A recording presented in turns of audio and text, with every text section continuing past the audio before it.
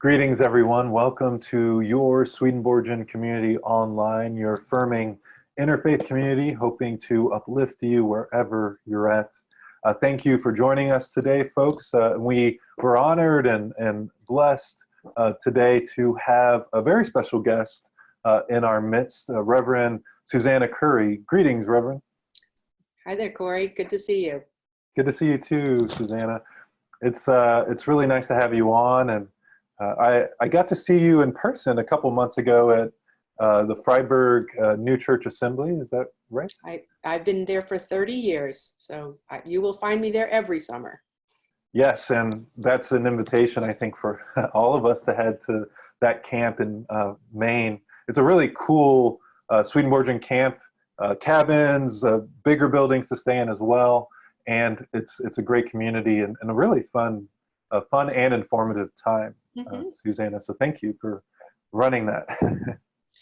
Well, I'm very pleased to be involved in it. It actually is one of my great loves because it brings me back to my roots as a, well, I guess we'd say I'm an aging hippie, and my beginnings were in spiritual community and small groups, and so I love that part of Fryeburg where we live together and learn together and discuss everything under the sun and become quite close.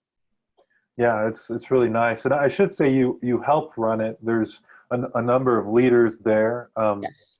Yeah, and we can talk more about that in a minute, Okay. but tell us where you're at and what your role is on a week-to-week basis, if you don't mind. Okay. Well, right now I am pastor at the Bridgewater New Jerusalem Church in Bridgewater, Massachusetts, where I've been for 10 years. And my weekly routine is we have church on Sunday, and we have a small group that meets Wednesday afternoons and discusses many different, we watch videos and discuss topics. This week's topic was shame, fear, and vulnerability. And we watched a video with Brene Brown, which was very informative and gave us a lot to talk about. And in addition to my work in the church, I am also the chair of the Council of Ministers. I was elected in the summer, and so I've been gathering together groups of people with special interests within the Council of Ministers. We have a nonviolent communication group, which is meeting actually this afternoon. We're meeting monthly, and we are talking about this style of communicating that helps us to be clear and empathetic with the people we are trying to talk with. And it's a practice, and it will take time for us to feel the usefulness of it, but it's like reading Swedenborg. When you've really gotten into it, you find the usefulness in it, and it becomes more natural.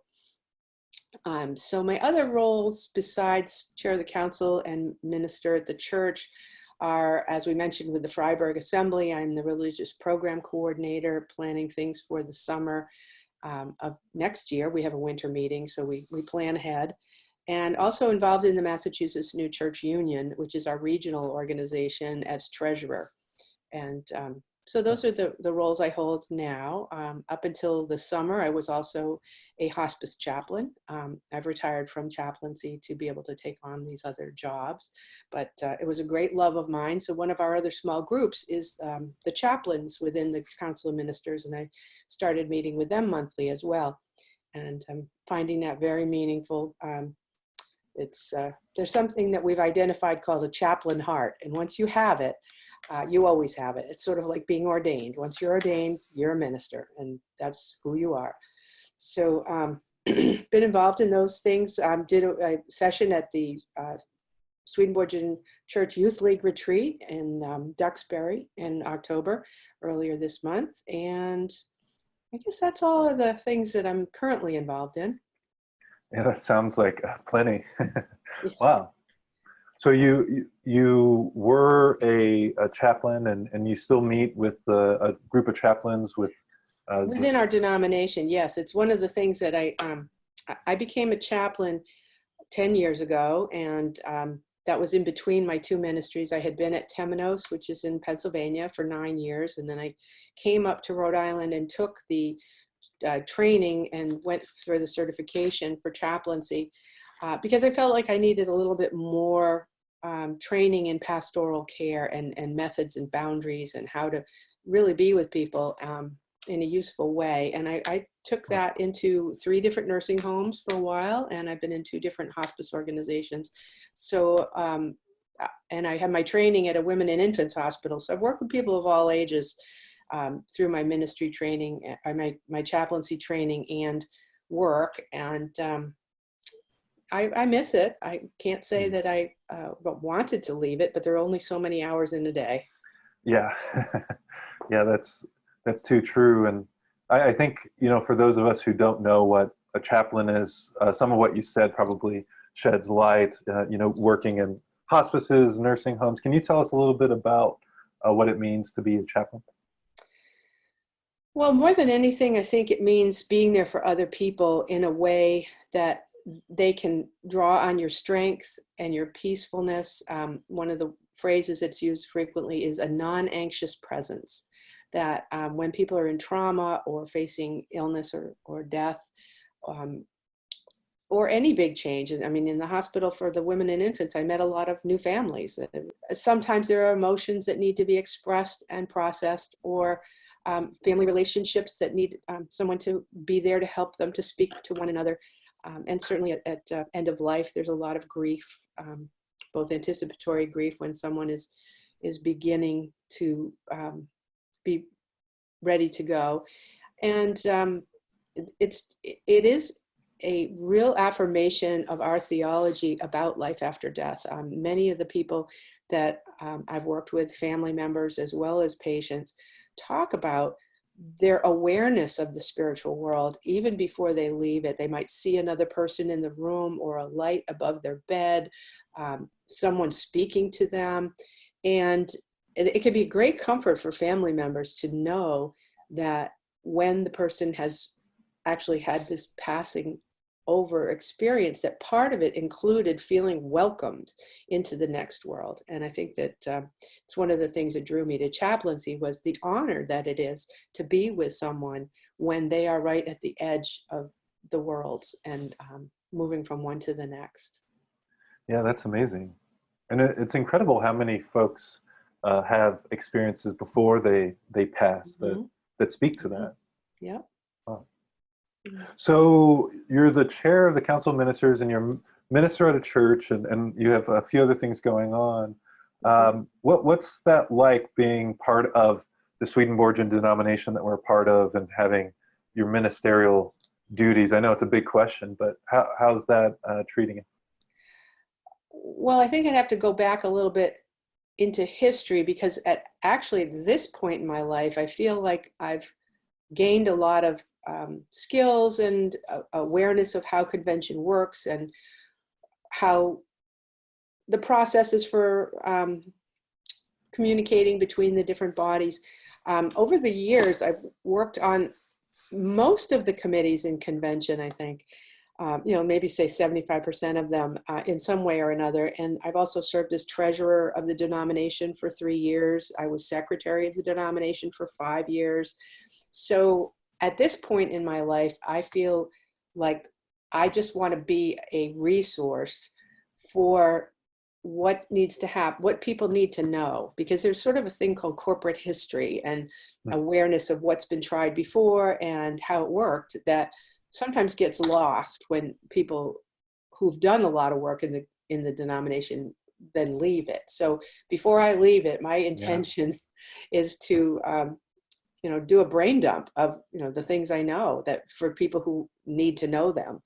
And I feel particularly called right now as chair of the Council of Ministers to help us to find more ways to be in communication and in community, even throughout the year when we're not at our annual meetings. With that and peer supervision are the 2 times when ministers are most likely to gather together. But by doing these Zoom meetings that we've started, and just simply by communicating with people and talking to them on the phone, I'm very aware that in our ministry there's a lot of untapped, I don't want to just say skills and knowledge, but untapped intention and creativity, you know, that people who have maybe wanted to try to do something in the past hadn't really gotten any encouragement or found a way to do what they'd like to do in their ministry. And I'd like to see us, you know, both form more of a intentional community among the ministers, but also to encourage each other and to share resources that would be valuable. So that's part of what I'm working on now, is gathering some old resources. They were gathered back a while ago, but we haven't had a good way to share them with one another. So that's part of what my mission is right now, is I just really want all of the ministers in the denomination to feel honored and their contribution valued. And then we can do more together. We can get excited about some ideas that we might want to work on as a team, and see in the future that this path of ministry is not always about serving what already is, but also can be about creating what's coming through you for the next generation. And I think we're at a point in our history of the world that the form of church that we've had is not necessarily going to be what the next generation is going to respond to. And that's part of as the ministry brings in more younger people, I think it's important for us to realize that we need to listen to what they have to say and find ways that things can change and be meaningful for all generations.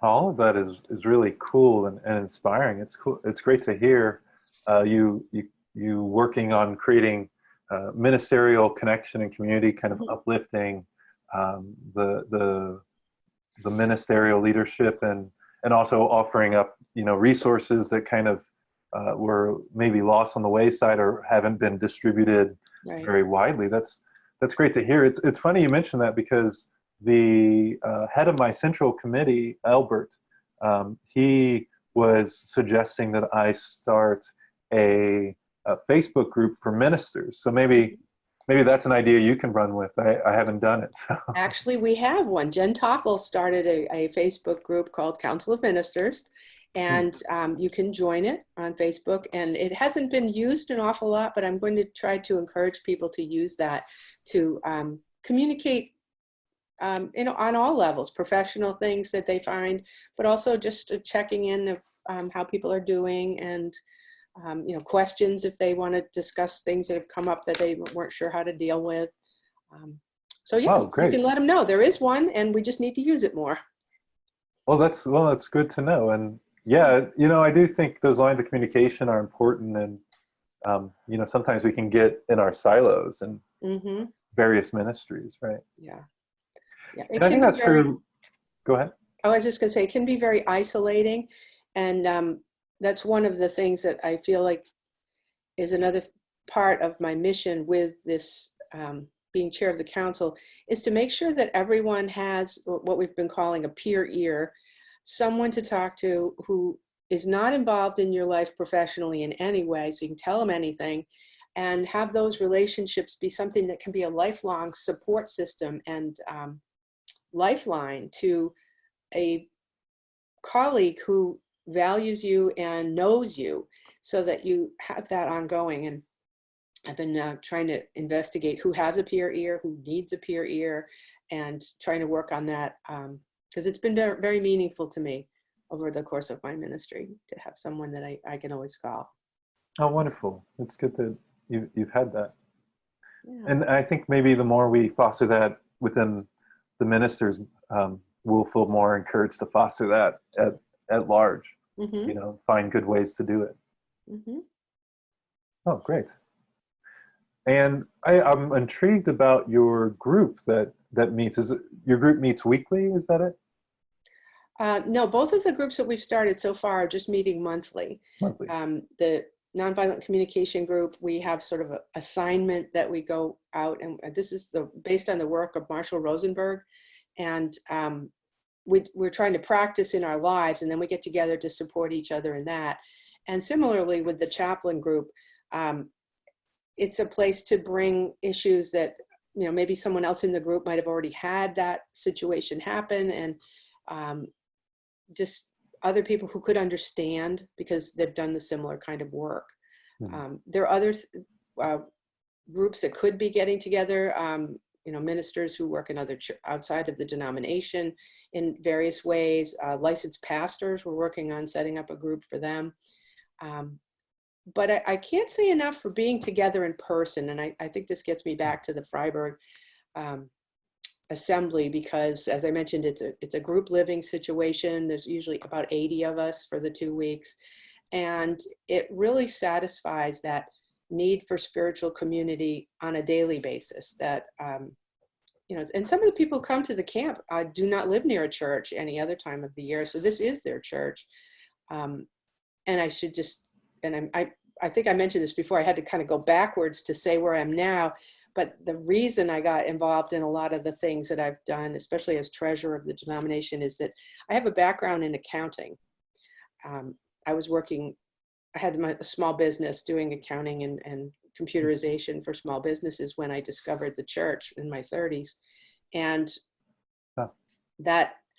what I discovered I found the church, I was attending the church, and at the same time, I was serving people in their businesses, usually sole owners, helping them with something that is, pretty personal to get into people's finances. They take a lot of trust for somebody to look at all your books and fix them and work with you on training you how to do it. And I found that it was those relationships that were more important to me than actual bookkeeping, although I still do bookkeeping and it's fun. I'm one of those people who gets a lot of enjoyment out of numbers. But nice. I was so touched by the trust that people had in me to, share these fears and their learning curve. And so it was part of what drew me to ministry, was realizing that these personal relationships where I could support people was really important to me. So I began my journey to seminary while I was in the Portland church, which is where I discovered Swedenborg, was at the Portland New Church. And at the same time I discovered the church, which was when Robert McCluskey was preaching, I also had been at the Portland Public Library when a book called Compendium of Swedenborg's Works fell off the shelf. So I had to read that. And I became more and more interested in Swedenborg. And it just fell off the shelf? It did, yeah. I don't know if you've had that happen, but that was another reason I became very interested in Swedenborg, both because of Robert's message, which basically after he gave the talk, and there was only 4 of us there, he asked us what we thought. And that really floored me, that my insight or my opinions or my life experience would have anything that could be part of worship. It just I didn't understand how that could work, but it was so wonderful to hear other people's thoughts and to share in that way. So I became very involved in the Portland church as a layperson.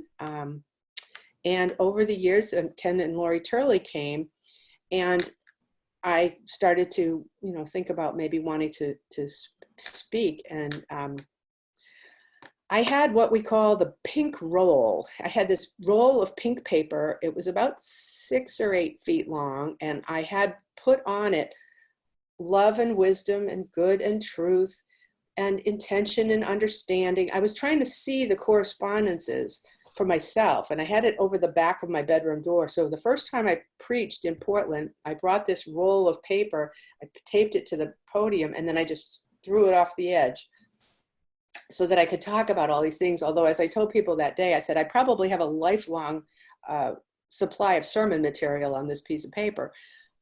But that was how I got started. And I just was so excited about the theology and how it works. And at the time, I'd been married about 25 years, and the book Marriage Love meant so much to me. It was what I experienced in life. I felt like it just really touched on what marriage really is at a deep level.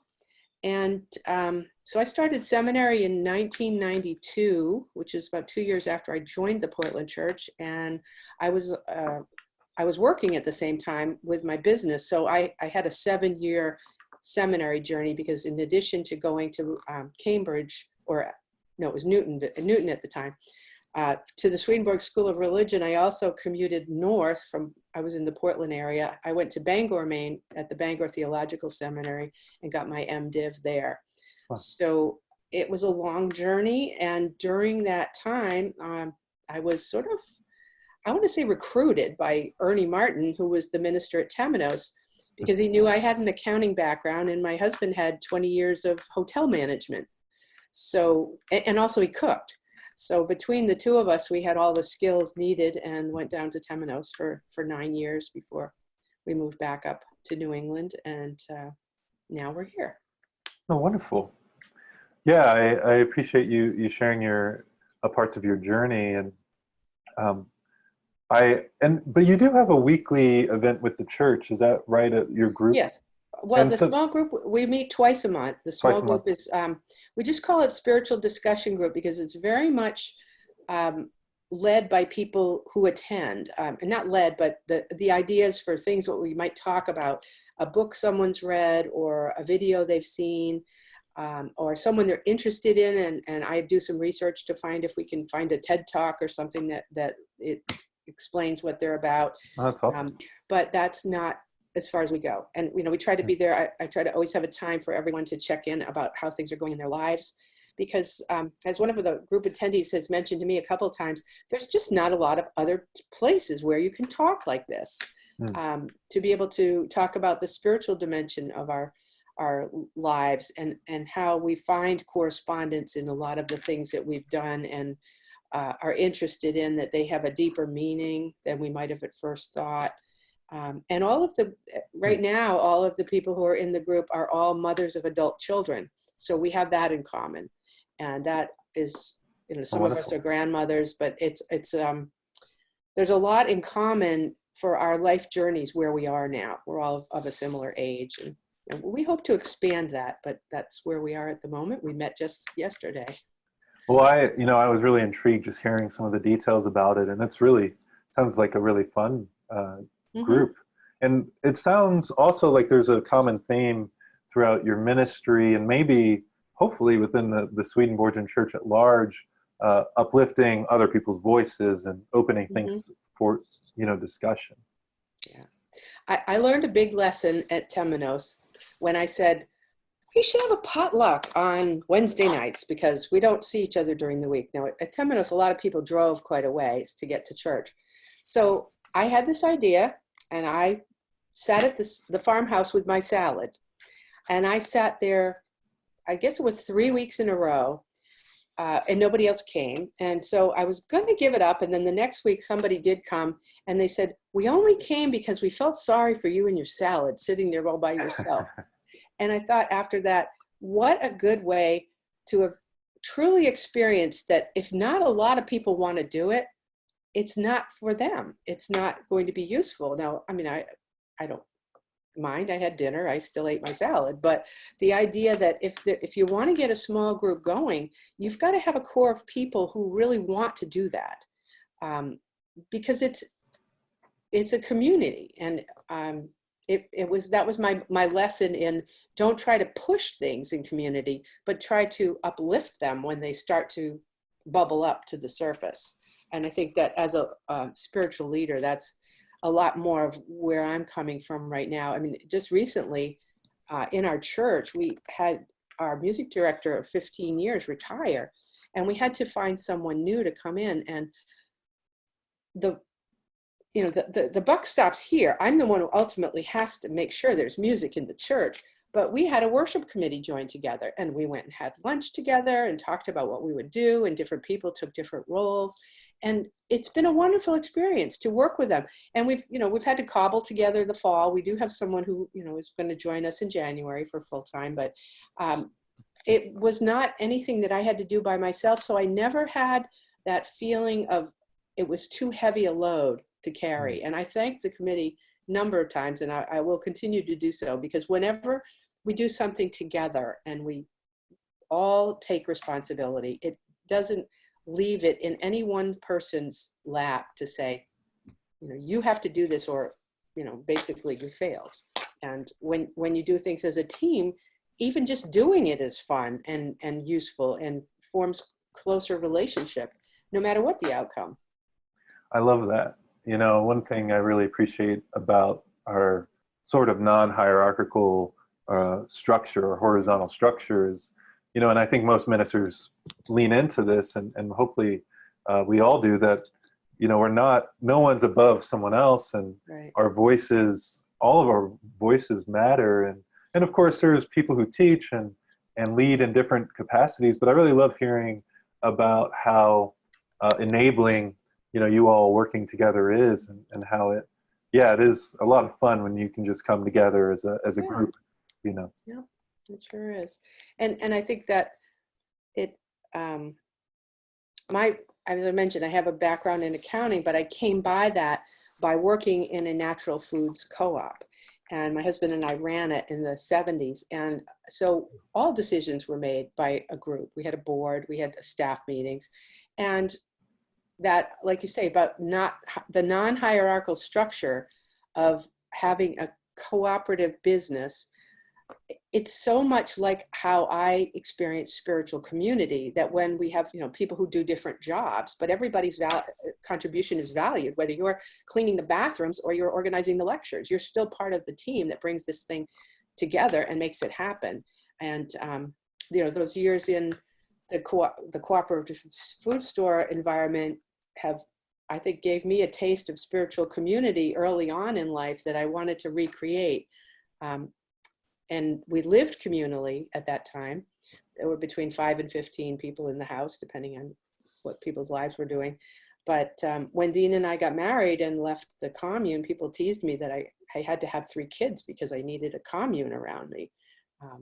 And it's, Nice. it's wonderful now, this many years later. Now my kids are all married. I have 2 grandchildren from my oldest daughter, who is also Reverend Sage Cole at Cambridge Church. And her boys are 5 and 3, and my middle daughter Grace has a 1.5-year-old named Elijah. So I wouldn't be complete in my introduction to the community if I didn't say I am a very happy grandmother.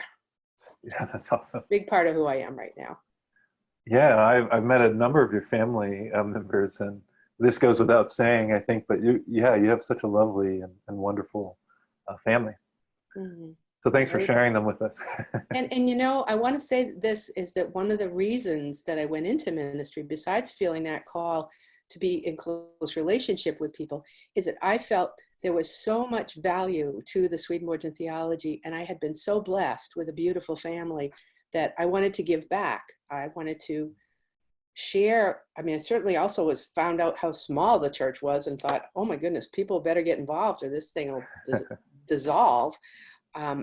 But that feeling of gratitude for my own life and family, and my accountant brain said, what are you, crazy? You're going to go study to make less money? What's the reasoning in that? And I actually did go through the entire course catalog of the University of Southern Maine, saying there's got to be something that makes more sense to study, but I couldn't find it. I wanted to study Swedenborg, and that's the way it went. Well, here, we're all better for it. Thank you, Susannah, for making that decision. Well, I'm curious about that. Like when you found Swedenborgianism, and you shared a little bit about it, and how the theology really spoke to you, the ideas. Tell us a little bit about that experience and maybe what Swedenborgianism is to you. Well, as I said, I was sort of, I consider hit upside the head, having a book fall off the shelf in the library. But also I had had quite a number of spiritual experiences that until I found the Swedenborgian Church, there was not a safe place for me to talk about them, to talk about my actual experience of angels in my life, of being saved from a car accident by an angel, of having friends who have died come back and assure me that they're okay. And I think that was the deepest need that I had, was to understand that that was real, and that there were actually other people who believed that that was real. And Swedenborg's writings certainly affirm that. And I think that when I first found the church, I actually was searching because my daughter Sage was about 12, I think, at the time. And we visited quite a number of churches. A few of them we went in one door and went out the next when we kind of got the vibe. But I was looking for something because I needed to answer some questions that she was bringing up. And I can't say enough for the youth league, because, you know, once she was 13, she went to her first youth retreat, and, you know, as you know, she's a minister now too. She had her journey, but it was important to me to know that this opened up the door for talking about spiritual ideas, about heaven and hell, about what happens when we die, things that families are always faced with all the ups and downs of life, and kids ask questions. And I was just really glad to have a church home at that point in my life. But I think that the theology about marriage love, well, and quite frankly, it's what brought me back to Christianity. Before I found the Swedenborgian Church, I was reading a lot of, a very big proponent of the Tao. The poetry in the Tao are just so universally touching, and it really reached me very deeply. And I had, I didn't have much of a church upbringing as a kid, but I was familiar with the Christian path. But I found that Swedenborg made it make sense to me in a way that, especially the Old Testament, and, you know, all the smiting and the wars and kill all the children and all the animals. And it makes more sense with Swedenborg's interpretation of what that means for how we have developed as a human species.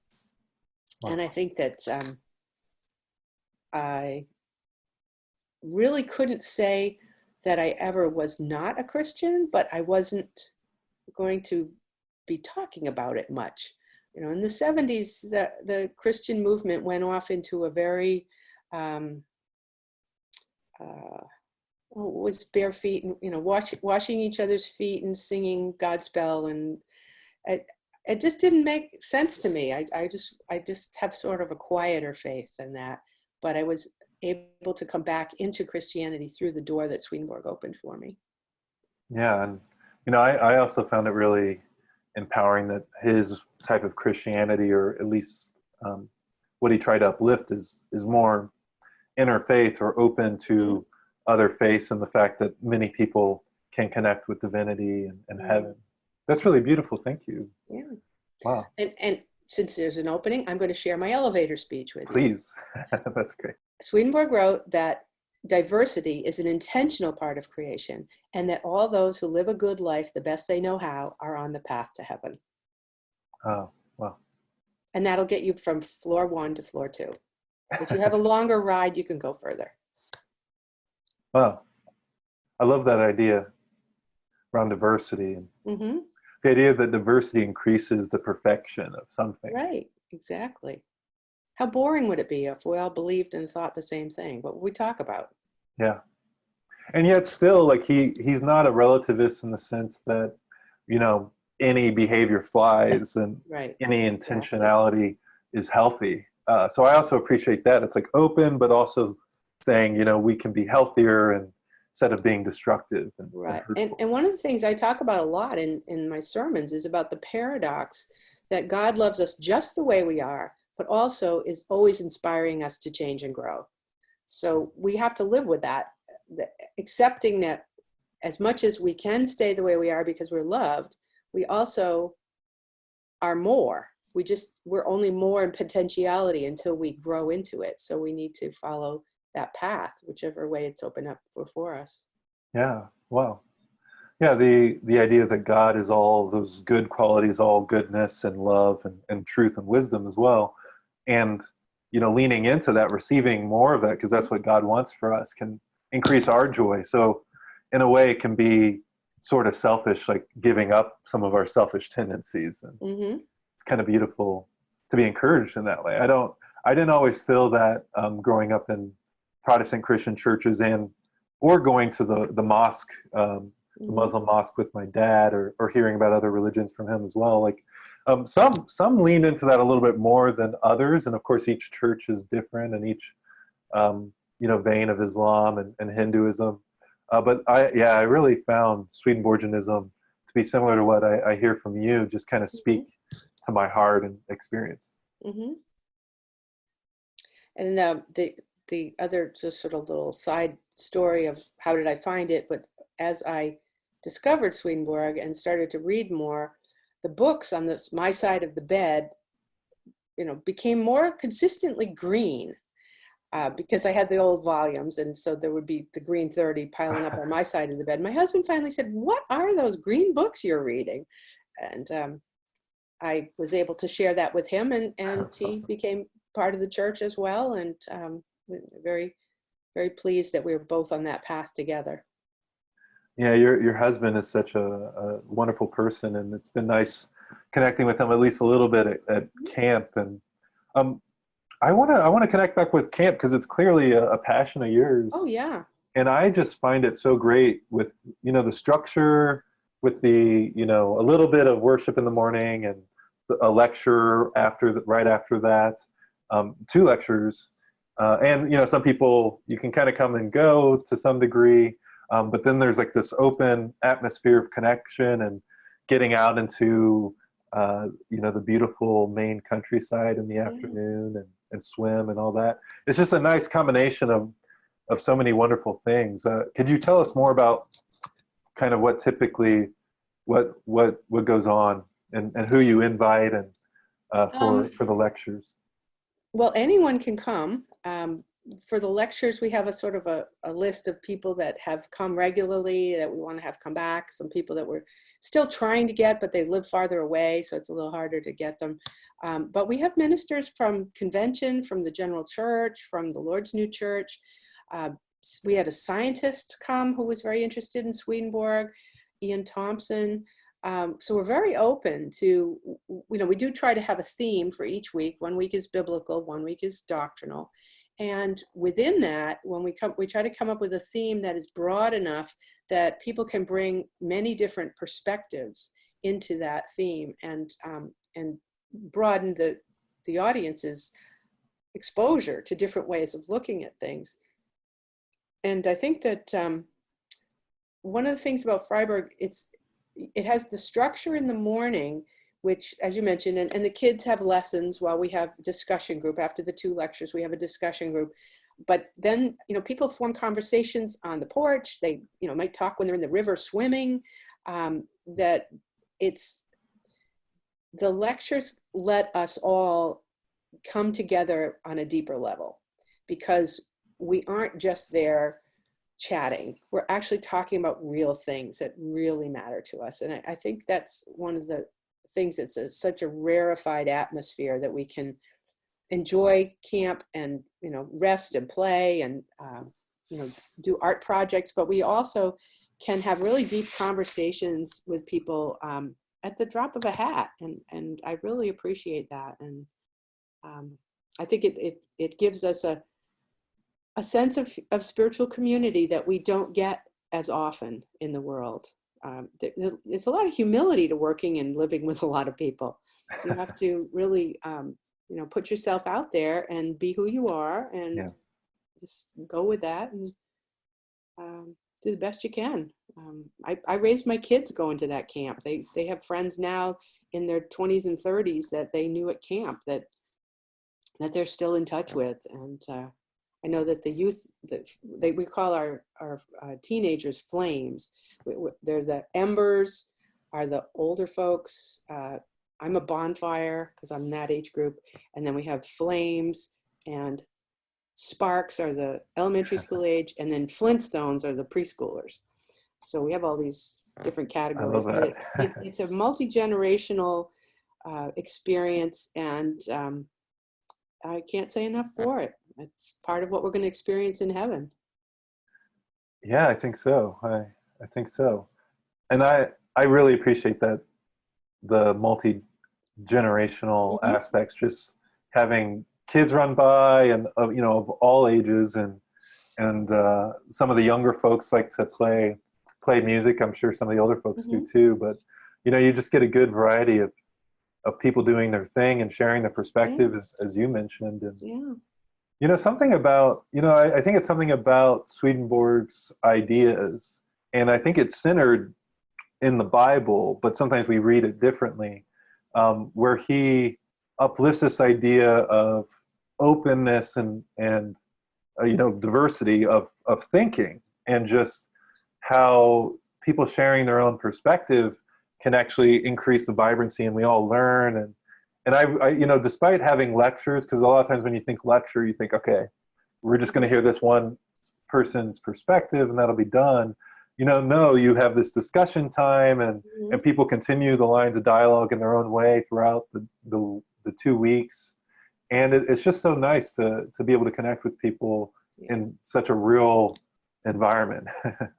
And actually, that's a good point. That's one of the things that's changed over the years. It used to be that you had more of a lecture for, you know, extended period of time. Now I have to limit people to 30 minutes and then 20 minutes for Q&A, because everyone who's listening is engaged and they want to talk about it. So for those who don't care to stay for the official discussion group at 11, we always want to make sure there's at least 20 minutes for conversation about the topic in the room right then. And some of the lecturers will do that throughout their lecture. They'll open it for questions throughout.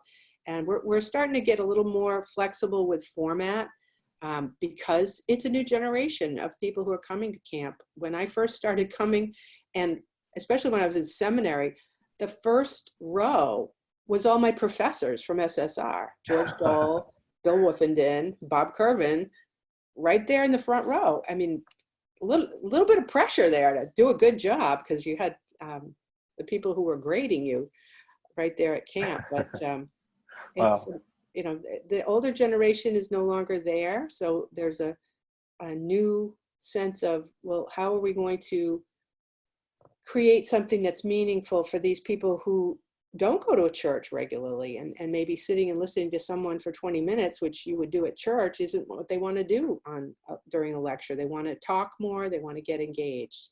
And I want to, you know, give credit to Reverend Dr. Gard Perry, who has worked with me very closely on the lecture program over the last, I think I've been doing it 20 years now, but he and I work closely together, and he helps facilitate the lecture discussion group. And now with it coming on to 2020, I can't help but think, okay, this is a new decade.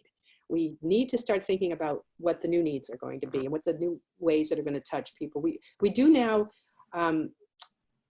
broadcast live on Facebook from the camp, and you can go to the FNCA website and get a link to we loaded all the lectures up onto YouTube, so you can see those anytime you like. But we've found that quite a few people watch live, and they comment live, and we try to read their comments and make sure those are shared. People who just can't get to camp, but they really enjoy what we do there. So I'm really glad we're able to take advantage of this new technology to spread that word. And that website is fnca.org, is that it's right? It's actually Fryeburg.org, Fryeburg.org. Oh, wow, great. And I'm sure if they search Fryeburg New Church Assembly on Facebook or Google, they'll find some things as well. Well, that's fantastic. Well, speaking of, you know, people connecting live, you know, we're chatting. This is pre-recorded for those who join us on Thursday evenings at 8 p.m. Eastern. But greetings to you folks, and I hope that I'm there chatting with you live while this is going on. So thanks for connecting, and please share your ideas and feedback whenever you catch this. And you can reach out to us usually within the video or connected to wherever you find this. But if not, head on over to Swedenborgiancommunity.org, and you can connect with us there, or head to YouTube or Facebook and look up Swedenborgian Community Online there, and you can also chat with us. Good point, Susannah. It's really great to have that live dialogue and to lean into new methods of connecting. Yeah. Well, you're doing that with your community, and I'm really pleased to be a part of this. And we're all learning as we go as far as what's going to work for younger people coming up. And I have a lot of hope for the future. Yeah, me too. You know, it's interesting. You mentioned how small the Swedenborgian Church is, and yet, you know, for people who can see my background, you know, we have people who've been greatly influenced by Swedenborg that have greatly influenced society. Helen Keller, D.T. Suzuki, and you have Jung over here, George Inness. And what do you think that is? You know, why do you think that is that there are these kind of monumental thinkers, Emerson and Robert Frost, who were really into Swedenborg, who've helped transform our culture, led to the Transcendental movement and what have you. And yet the church itself kind of remains pretty small. Well, one of the things that I have been mindful of is that one of the reasons, I mean, two reasons I think that we're small. One is that we don't proselytize. We're not, we're here, and if people find us, then we'll be here to welcome them. But we don't go out into the world and try to make converts, because we honor everyone's path, whatever it is. And so there's not a need to change people's minds, but so much as to add to. And this is what Swedenborg hoped to do with his writings, is to add to the Christian denominations of his time. He wasn't trying to start a new denomination. So that's one of the reasons I think we're small. But the other, and I've heard this said in a number of places, is that we're like the yeast in the dough of Christianity. We're not the largest part, but we have a transformational message. And for those thinkers who have taken that message and had it influence them, and then they influence society, I mean, that's how that yeast has affected those eras when that happened. Those people did not necessarily join Swedenborgian churches, but they found that in the message there was something that enforced what they believed, and their message was then larger and more, I want to say more alive, because they had the influence of Swedenborg in their lives. Yeah, it's wonderful how the Lord works through people and our inspirations. And sometimes I run into folks who say, well, why read Swedenborg, or why be interested in mysticism or even other religions that may speak to us, when you can just read your Bible. And often if you talk with them, their theology, like their core theology, tends to come from other theologians. They just may not know it. So like their ideas about three persons in the Godhead versus maybe a Swedenborgian idea of one person in the Godhead, and other ideas about salvation, and I can keep going. But often people think, oh, I'm just reading my Bible, but in fact, there's always lines of communication, and we tend to be inspired by those who came before. Mm. Yeah, I think that these people who were inspired by Swedenborg also, one of the things that I think reading Swedenborg does is it affirms and lifts up a person's uniqueness and individuality, that there's a value there to not think like everybody else, and to let what's percolating in you be just as valuable as things you've read from other people and things that you've been taught. And that, I think, is something that when you talk about these thinkers, I think that's one of the things that they benefited from, that they were actually able to be themselves, which gets me back to that when you ask me what I'm doing now is, I mean, I've been in ministry for 20 years, so I feel like there's a part of it that's just part of who I am now. I don't have to think about it. I don't have to make a list of what to talk about, because I'm just talking about who I am and what I believe, and that if that is useful to other people, if when I share that's useful, I'm always glad of that. But as one of the best comments I ever got when somebody was leaving church was, they said, I loved it when you said, and then they proceeded to say something I had never said, but it's what the Lord spoke to them that day. So it's not about what we do so much as we need to be ourselves and model this authenticity so that others can open themselves up to what the Lord is calling forth in them authentically as well. Yeah, I think you're right. And not apologies, but I hope you're appreciating my cat singing, if you can hear it. I did hear that cat singing. No, I love what you're saying and your points there. I think you're right on. And back to the Swedenborgian church being small and kind of being the yeast. I think I'd agree that really, because we're so open and supportive of people in their own path, we're not trying to convert them, as you said, and we might be trying to uplift health, and sometimes that includes of course bringing in the ideas that speak to us, but I also just that idea that you can also be connected to our theology and call yourself Swedenborgian or not. It wasn't a word that Swedenborg was exactly fond of, and still feel that connection with community and maybe have a calling in a wider part of community that, you feels like you're needed it, and still have this rich connection with the people who inspired that and the ideas that inspired that, without feeling like you're ostracized because you are no longer coming on Sunday, Mm-hmm. Well, I just want to say, I think that's one of the very important things about our theology is you have to live your spiritual life every day. It's not just Sunday morning for an hour or Thursday evening for an hour. It's all day, every day. And when you're doing that, then you're your most authentic self, and you feel most like God's child, because you are just being who you are and bringing the good and the truth that's coming into you from the Lord. You're bringing it into the world and sharing it with others. And, really that's the thing. And I think that's why right now my highest calling is being a grandmother. And I love loving those little boys. It's just great. The most beautiful feeling. And, I think when we can love people and enjoy it, then that's the both and that, we're loving God and loving the neighbor at the same time. It sounds like, great words to live by and to carry. What would you say to those of us who kind of grapple with love, perhaps, and just maybe find that it's hard to connect, or we might feel isolated? Do you have anything, words?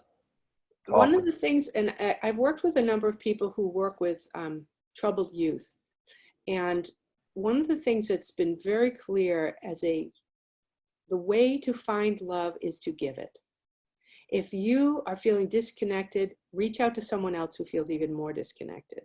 If you feel like you're not having any fun, invite someone to go to a movie with you, or play a game with you, or sing in a choir with you.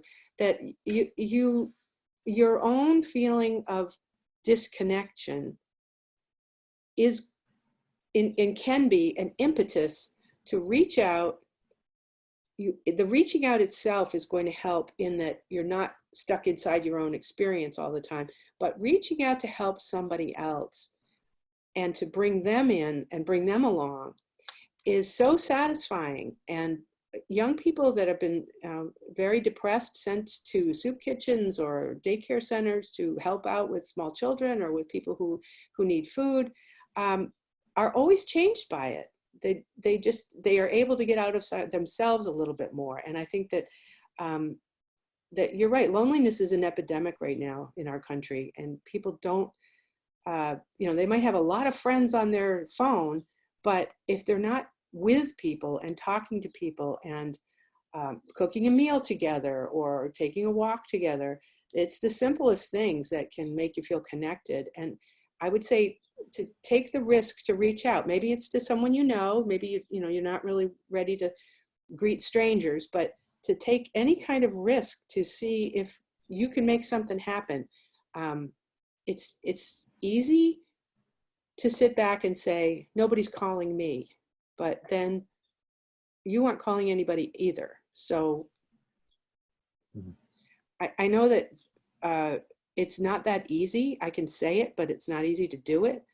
But just that idea of, if you want love, give love. It's the best advice I have. Yeah, well, that's beautiful, and I think that's empowering. And I hope, we each can feel empowered by divinity and each other to find connection. And it's not always that easy. But I know, like, growing up, as a kid, and sometimes feeling isolated and alone in my own way, I started going to Salvation Army camps and finding some community through camps. And I love them. Like you kind of look forward to it all year, and you're connected with people throughout the year, even if you're not seeing them live. And so, for those of you who are maybe in that boat, or just want to connect with people in such an amazing environment, and also such an amazing group of folks, I'd encourage all of you to think about heading to Fryeburg New Church Assembly, or we have another camp called Almont camp, which is another Swedenborgian camp that I would encourage people to look into. And wouldn't it be nice to have some new people to connect with at FNCA? And, just not to forget, we cover all the coasts. Fryeburg is in Maine, Almont is in Michigan in the middle of the country, and then Paul Haven is in Canada on the west coast. So there are camps pretty much spread across the continent. Yeah, and I've never made it to Paul Haven, but I also want to hear just fun say things. a few words about your ministry here. Yeah, your ministry online, and it's non-location specific. Anybody can call in, can comment, can interact in this way, and I think this is a new generation tool for us to form community through these video conferencing type ways of doing it. And more power to you, Corey. Oh, thank you. And my predecessors laid good groundwork for this ministry, and I like leaning into to creating community. And speaking of those Facebook groups, we do have a new Facebook group for the Swedenborgian community online. It's different than our page that I would invite everyone to connect with. It's a good way to have ongoing discussions. Sometimes that's hard in some of the other formats. So yeah, please, all of you, thank you, Susannah. Feel free to connect with us on Facebook. And, we're just getting going, but there's a number of conversations that we've had on there. So, I encourage you to share your ideas, your feedback, your own spiritual journey, as Susannah has beautifully done for us on there, and let us get to know you and connect with each other. Amen, because that's what love is. It's a connection. And the more we are connected, the more heaven will be more perfect, the more the variety of people connect together and love each other. And one of my favorite Swedenborg quotes is that charity unites where doctrine divides. We do not have to believe the same way to care about each other. And that's what real spiritual community is. We care about each other and we respect each other's views. Wow. Oh, such refreshing words to hear in this day and age. Thank you, Reverend Susannah, for sharing and uplifting us today. Thank you so much for having me, Corey. Blessings to all. Yes, blessings to all of you. And thanks again for connecting. Be sure to hit subscribe and follow us where it suits you. We're all over the different podcasting apps as well. And, Susannah, if you, what exact town is your group in? My church is in Bridgewater, Massachusetts. We meet on Sunday mornings at 10:30 for worship. And the address is 2 Bedford Street. We're right in the middle of town. Wonderful. So Sunday morning worship, connection with some lovely folks if you're near there. And there are churches throughout the country, so also feel free to look some of those up if that's your thing. And also look to ways that you can create community in your own way if that's your calling. And often that's what we have to do. So feel empowered as Susannah uplifted, and go forth knowing that you are quite loved. Amen.